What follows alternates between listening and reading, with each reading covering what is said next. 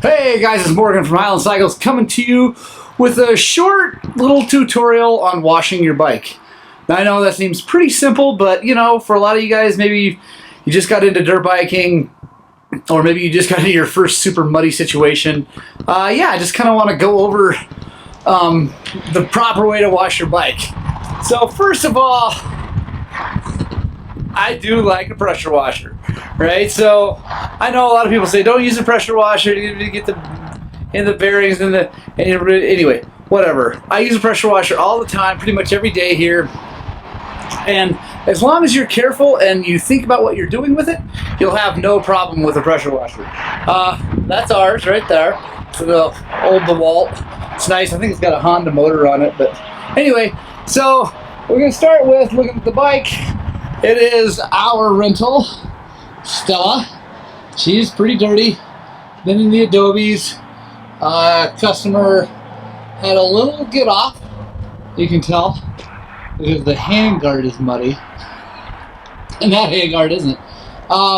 Yeah, it's got a whole bunch of our Adobe mud on it, which is kind of like concrete. It's gnarly. So what we're going to do is we're going to start by using just the pressure washer with water to kind of knock off all the big stuff, right? And I'm not putting it on a stand yet because I want to get underneath it and get it off the bottom of the skid plate too. So we're going to start by firing up the pressure washer and not standing super duper close to the bike because we don't want to push water into the bearings. So I'm going to stand a little bit away from the bike, wash, you know, like I said, soak the bike, get all the big stuff off, and then we'll come back with some soap here in just a bit.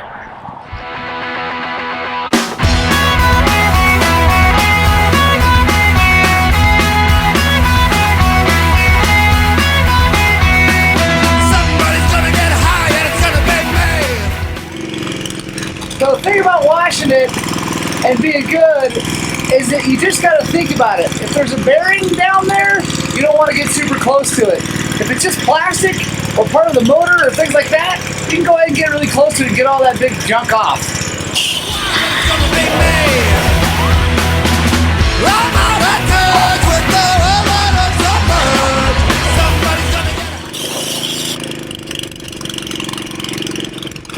Now, when I'm washing, I want to make sure I get up underneath things. I always want to get up underneath the fenders and get all that off. I also want to kind of see what nooks and crannies things might be in.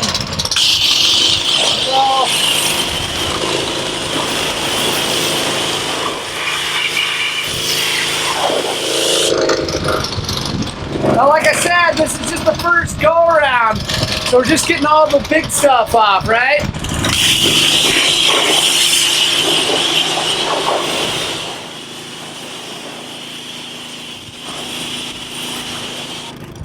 We got all the big mud chunks off of there, got up underneath the fenders, got underneath the skid plate. It's still super dirty, but we got all the big stuff off, right? So now we're gonna put it up on a stand so we can get the wheels spinning, the chain spinning, things like that. And we're gonna get some soap on this thing so that we can get it all nice and shiny, ready for the next rental customer. All right, so now we're gonna put soap on this thing. I like Muck Off, okay? There's tons of soaps out there. I don't care what soap you use. The thing I like about this is it seems to clean better than like Simple Green and things like that. It also doesn't mark up or like etch aluminum like some of the purple things do. It's safe for your brakes, it's safe for all the plastics, safe for paint if you're working on a street bike or things like that. It works really good. I'll put a link in the description where you can buy it on Amazon. But yeah, I just go around the bike, get it all nice and frothed up, let it sit or marinate for a little bit, and then we come back and spray it off. I like to get the chain, get in here tight, really get the chain lots soaked up. Like I said, this Muck Off is safe for every part of your bike, so you can get it on everything. And it won't cause any problems. Like to hit the grips, they tend to get kind of gnarly from holding on to them with dirty mitts. I also hit the forks pretty good, get those nice and clean. That ought to be good. Now we're going to let it sit for about 5 minutes. While that's sitting, I want to talk about why we don't go in tight on bearings and things. So let me show you something here. So if you look right there, so if you look right down in there, there's a seal, right? Keeping the dirt and the mud out. But if you take your pressure washer and hold it right in there and try to get that super duper clean, it's going to push water right past that seal and into the bearing. Now it's not going to cause a problem immediately, but eventually that water's going to get in there, wash the grease out, bearings will rust, and then you got to buy wheel bearings. Now wheel bearings go bad anyway, but why not make them last as long as possible? Other places you want to watch for are your swing arm bearings, which are down in there, linkage bearings up in there, anywhere there's bearings. I also, personally, I like to be really careful around the fork seals. I don't get super close on the fork seals because you can push water up into the forks. It's not a huge problem, but it will wear things out faster than normal. So yeah, let that sit for a little bit. We'll come back, spray everything off, get it all nice and clean, and then we'll go over what I do after you wash it every time.